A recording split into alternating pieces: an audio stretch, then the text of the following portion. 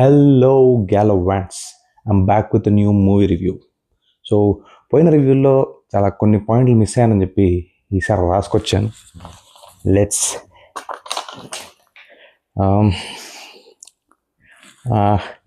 Movie name Anaganaga Vararaju, lead actor Naveen, police officer. ఇది మన style కాదు ఇది. సో పక్కెడదాం, మన స్టైల్లో మన ముచ్చట చెప్పుకుందాం. సో ఎస్, నేను ఈ మూవీ ఇప్పుడే చూశాను. చాలామంది ఇన్స్టాగ్రామ్లో హైప్ ఇస్తున్నారు, పండగ మూడ్లో ఉండి హైప్ ఇస్తున్నారు అనుకున్నాను అది సినిమా చూసిన తర్వాత. సో ఇన్ డెప్త్ మాట్లాడదాం.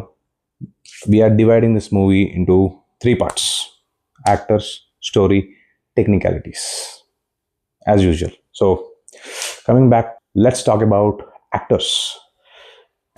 Main lead Naveen Polishetty. ఇంతకు ముందు 2 సినిమాలు చేశాడు. బ్యూటిఫుల్ వర్క్, మంచి స్క్రిప్ట్ సెలెక్షన్ అనుకున్నాం. కానీ ఈ movie routine, commercial, normal Sankranti పండగ మూవీ. ఓకేనా? దీనిలో ఎక్కువ మనకు ఛాలెంజింగ్ చేసే సీన్లు ఏం లేవు. నార్మల్గా మన సాయి సినిమా సాత్రేయాలో చాలా మూవీ లైక్ ఇమోషనల్ సీన్స్ చాలా ఉంటాయి. దీంట్లో ఎక్కువ emotional scenes like Naveen Polishetty యాక్టర్ని ఛాలెంజ్ చేసే సీన్లు ఏం లేవు. Normal commercial movie. సో ఎక్కువ యాక్టింగ్ ఎక్స్పెక్ట్ చేయొద్దు మనం. సో నార్మల్గానే ఉంటుంది acting. Naveen Polishetty acting good. So and lead actors Meenakshi Chaudhary and Rao Ramesh, వీళ్ళ ముగ్గురు చుట్టే తిరుగుతూ ఉంటుంది మ్యాక్సిమం. అది ఇంకా సపోర్టింగ్ యాక్టర్స్లో మన మహేష్, జబర్దస్త్ నుంచి మహేష్, ఇంకా చాలామంది సపోర్టింగ్ యాక్టర్స్ ఉన్నారు. అంటే లీడ్ కమెడియన్స్ లైక్ ఫ్లాష్ లైట్లో ఉన్న కమెడియన్స్ అయితే లేరు, కానీ నార్మల్ సపోర్టింగ్ రోల్స్ ఉన్నారు. మన జబర్దస్త్ క్రూ మొత్తం ఉన్నారు సార్, హీరో చుట్టూ మొత్తం వాళ్ళు ఉంటారు. సో వాళ్ళందరూ నార్మల్ చేస్తారు. గుడ్ అంటే తోపుతురు అన్నం, కానీ గుడ్. సినిమా గురించి మాట్లాడితే పొద్దున్న నుంచి ఇన్స్టాగ్రామ్లో అసలు super hit, Naveen Polishetty hattrick, సప్ ఏదో అంటున్నారు. నాకు అంత అనిపించలేదు మూవీ, టు బీ హానెస్ట్. ఎందుకంటే వీళ్ళందరూ నాకు సినిమా చూసిన తర్వాత ఎందుకురా ఈ సినిమాని ఇంకెందుకు లేపుతున్నారో అనుకున్నాను. నాకు యావరేజ్గానే అనిపించింది మూవీ. ఓకే, మీలో చాలామందికి నచ్చవచ్చు, నాకు హేట్రెడ్ రావచ్చు, అంటే నేను తప్పు అనిపించచ్చు, బట్ ఇది నా ఒపీనియన్. ఓకే, నా ఒపీనియన్. నాకు నచ్చలేదు మూవీ. దట్ డజంట్ మీన్ మీకు కూడా నచ్చదని నేను అనట్లేదు, నాకు నచ్చదు అంతే. సో ఎందుకంటే ప్లెయిన్గా నడుస్తుంది మూవీ. లైక్ ఒక ఎక్సైట్మెంట్ ఉండదు. నార్మల్గా ఫస్ట్ హాఫ్ మొత్తం మర్చిపోయాను. స్టోరీకి వచ్చేద్దాం. Story this is story part. Okay, first హాఫ్లో ఒక స్టోరీ నడుస్తుంది. సెకండ్ హాఫ్లో ఇంకో స్టోరీ ఉంటుంది. మొత్తం లైక్ స్టోరీ జోనరానే మారిపోతుంది. సో ఫస్ట్ హాఫ్లో ఏముంటుందంటే, హీరో మీరు ట్రైలర్లో చూసినట్టే జమీందార్ కొడుకు, బట్ పూర్ ఉంటాడు. ఆ తాత మొత్తం అందరి ఆస్తుల సెటప్లకి ఇచ్చేస్తూ ఉంటాడు ఆస్తి. సో టిపికల్ మనవాడి ప్రాబ్లం అనమాట. సో అందరి ఆస్తి ఏమి ఉండదు, లైక్ కొంచెం పూర్ ఉంటాడు. పూర్ అంటే మిడిల్ క్లాస్ ఉంటాడు కదా, హయ్యర్ మిడిల్ క్లాస్లో ఉంటాడు వాడు. సో మంచి ఇష్టం వచ్చినట్టు ఖర్చు పెడతా ఉంటాడు. మళ్ళీ పూర్ అనుకుంటాడు. సో ఓకే, ఆ క్యారెక్టర్కి రిచ్ అమ్మాయిని పెళ్లి చేసుకొని రిచ్ అయిపోవాలని ఉంటుంది. సో మీనాక్షి చౌదరి వాళ్ళ ఫాదరు వాళ్ళు రిచ్ అని చెప్పి ఆ అమ్మాయిని పడేయడానికి మొత్తం ఫస్ట్ హాఫ్ తీసుకుంటారు అనమాట. ఆ అమ్మాయిని పడేసే ఒక మిషన్ అనమాట అది. ఆ ఫస్ట్ హాఫ్ మొత్తం ఆ అమ్మాయిని పడేయడంలోనే ఉంటుంది. ఫస్ట్ హాఫ్ లైక్ లాస్ట్ 15-20 minutesలో ఓకే పెళ్ళి అయిపోతుంది. అంతా ఒప్పేసుకుంటారు, వాళ్ళ డాడీ ఒప్పేసుకుంటాడు. అంత అయిపోయిన తర్వాత ఫస్ట్ హాఫ్ లైక్ ఇంటర్వెల్ బ్లాక్లో ఒక ట్విస్ట్ వస్తుంది. ఆ ట్విస్ట్ బాగుంది, టు బీ హానెస్ట్.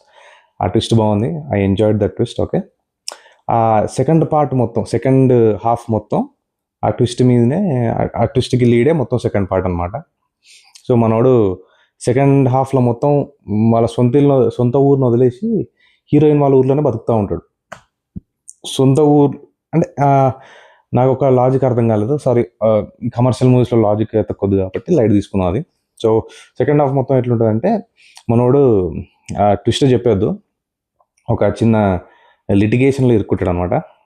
అలా హీరోయిన్ వాళ్ళ డాడీ పెట్టిన లిటిగేషన్లో దాన్ని కవర్ చేయడానికి లైక్ ఫర్ ఎగ్జాంపుల్ ఒక అప్పులో ఇరుక్కుంటాడు.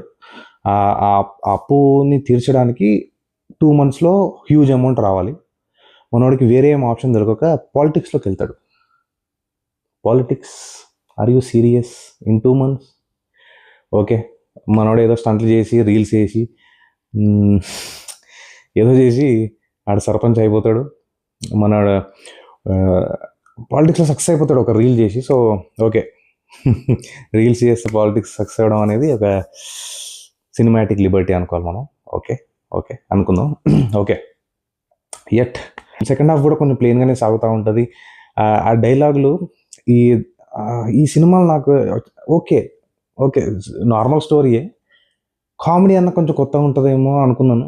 బట్ నాకు ఈ కామెడీ కన్నా మన అనిల్ రావిపూడి కామెడీ నచ్చింది, ఎక్కువ ఎక్కిందని అనుకుంటాను నేను. ఎందుకంటే ఈ జనరిక్ నార్మల్ కామెడీ ఓకే, దీనికి నవ్వాలి మనం, ఓకే నవ్వుదాం, ఓకే అలా తెలిసిపోతుంది మనకి. సో ఓకే లెట్స్ ఆ కామెడీ ట్రాక్ గురించి వదిలేస్తే లాస్ట్కి ఇది సెకండ్ హాఫ్లో లాస్ట్ 30 minutes క్యారెక్టర్ ఆర్క్ జొయ్యని లేస్తుంది అనమాట మనోడిది, హీరోది. సో వాడు లైక్ పిసినారి కైండ్ ఆఫ్ ఉంటాడు. నాకు ఇది ఇది ఇది ఒకటి అర్థం కాలేదు. వాడు పిసినారి అని చూపిస్తారు, ఇంకొకటి ఒక చిన్న బాబు క్యారెక్టర్ వచ్చి 10,000 కావాలంటే ఇచ్చేస్తాడు, 20,000 కావాలంటే ఇచ్చేస్తాడు, 1,00,000 కావాలంటే ఇచ్చేస్తాడు. మళ్ళీ వీడు పూరు, మళ్ళీ పిసినారి. అది లాజిక్ కొంచెం కనెక్టివిటీ మిస్ అయింది అది. సో అదొక ప్రాబ్లం.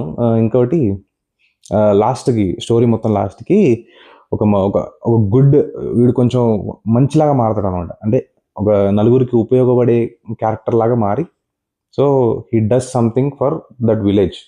సో అందరూ వీడికి ఓట్లేసి వీడిని గెలిపించేస్తారు అనమాట.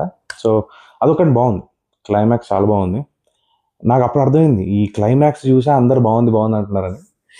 Okay last 30 minutes okay, but ముందున్న 1:30 జస్టిఫికేషన్ ఓడిస్తారా? సారీ, నాకు 1:30 అంటే నేను ఒక ఆడియన్ లాగా చూసిన, ఒక రివ్యూవర్ లాగా కాకుండా ఒక ఆడియన్ లాగా చూసిన. నాకు ఎందుకో కొంచెం స్లో అనిపించింది. నేను తప్పై ఉండొచ్చు, మీకు కావాలంటే మీరు వెళ్ళండి. సో నాకైతే బోర్ కొట్టింది సినిమా, నాకు కొంచెం స్లో అనిపించింది. అక్కడక్కడ కామెడీలు కూడా అంత అంటే ఓహో పగలబడి నవ్వలేదు, నార్మల్ ఓకే నవ్వినాం అంతే, ఆ కామెడీ అనమాట. నాకు యావరేజ్గానే అనిపించింది. నాకు 2.5 ఇస్తాను నేను సినిమాకి. మీరు ఇన్స్టాగ్రామ్లో ఏమైనా చూసుకోండి, నేనైతే 2.5 ఇస్తాను. Okay, ya let's leave the story part and coming to technicalities మనం సౌండ్ డిస్ప్లే అంటున్నా, సౌండ్ మన sound. Coming to number 3 of our video, technicalities. And టెక్నికాలిటీస్లో మెయిన్ చెప్పేది సౌండ్ అండ్ విజువల్స్. సౌండ్ నాకు ఆ మ్యూజిక్ డైరెక్టర్ పేరు తెలియదు, కానీ నాకు అంత ఎక్కలేదు. మిక్కీ జే మేయర్ నాకు అంత ఎక్కలేదు, సారీ. బట్ ఓకే, అక్కడక్కడ బీజిఎంలు బాగుండే, అలా వేసుకోవచ్చు. స్టిల్ సాంగులు నాకు ఒక్కటి కూడా నచ్చలేదు. సాంగ్, ఆడియో సాంగ్ నచ్చలేదు, వీడియో సాంగ్ కూడా నచ్చలేదు. సో సాంగ్లకి నేను ఎక్కువ మార్కులు ఇవ్వను. మన ఏమంటారు, అనిల్ రావిపూడి మూవీకి నచ్చినట్టు ఆ సినిమాలో వెళ్తున్న ఫ్లోలో సాంగ్లు నచ్చుతాయేమో అనుకున్నా, కానీ అవి కూడా నచ్చలేదు నాకు సారీ. నేను ఈ రివ్యూ మాత్రం నాకు నచ్చలేదు, సారీ, ఈ మూవీ మాత్రం నాకు నచ్చలేదు. అండ్ కమింగ్ టు విజువల్స్ ఊరు గెటప్లో తీసిర్రు. సో సెట్లు ఎక్కువ ఉండవు కాబట్టి అది మంచి న్యాచురల్గానే అనిపించింది. కొన్ని నాకు పెద్ద కంప్లైంట్ ఏంటంటే, నవీన్ పోలిశెట్టి ఫేస్ ఎందుకో మేకప్ వేసినట్టు క్లియర్గా అర్థమవుతుంది, అంటే లైక్ న్యాచురల్గా లేదు ఫేస్. మనకు నార్మల్గా చిచ్చోరేలో లేకపోతే ఏజెంట్లో న్యాచురల్గా ఉంటాయి. మనోడు కొంచెం కొంచెం సాఫ్ట్ అయిపోయింది మొత్తం. మీరు ట్రైలర్లో చూసినా కూడా మొత్తం స్కిన్ సాఫ్ట్ ఉంటుంది. ఆ ఫేస్ ఎందుకు ఆర్టిఫిషియల్ అనిపించింది నాకు. సో ఎందుకు అంత కన్విన్స్ కాలేదు. బట్ అవి వదిలేస్తే good, very good. Visuals good, చాలా బాగుంది. విజువల్స్లో ఏం ఎక్కువ ఇది చేయం మనం, కంప్లైంట్స్ ఏం లేవు విజువల్స్లో. So good, that's good. ఓవరాల్గా మనకి మూవీ రివ్యూ అంటే నేను నా తరఫు నుంచి 2.5 out of 5 ఇస్తా. రికమెండ్ చేస్తామంటే రికమెండ్ చేయను, ఎందుకంటే శర్వానంద్ మూవీ కూడా మంచి రివ్యూస్ వస్తున్నాయి. నేను ఇంకా చూడలేదు కానీ మ్యాక్సిమం చూడకపోవచ్చు. సో మీరు మేబీ ఈ that movie over this movie అనుకోవచ్చు. బట్ యట్ మీకు మన బాస్ మూవీ ఉంది సప్లిమెంట్గా. సారీ వినయ్, నువ్వు నెగిటివ్ రివ్యూ ఇచ్చినాక మేము ఎట్లా చూస్తామంటారా? That's up to you. Okay, మీ మూవీ చూడాలంటే చూడండి, లేకపోతే లైట్ తీసుకోండి ఈ మూవీ. సో మీకు మెగాస్టార్ మూవీ ఉంది, ఆ మూవీ ఇంకా బాగా సాటిస్ఫై అవుతారని నేను ఫీల్ అవుతున్నాను. So that's it.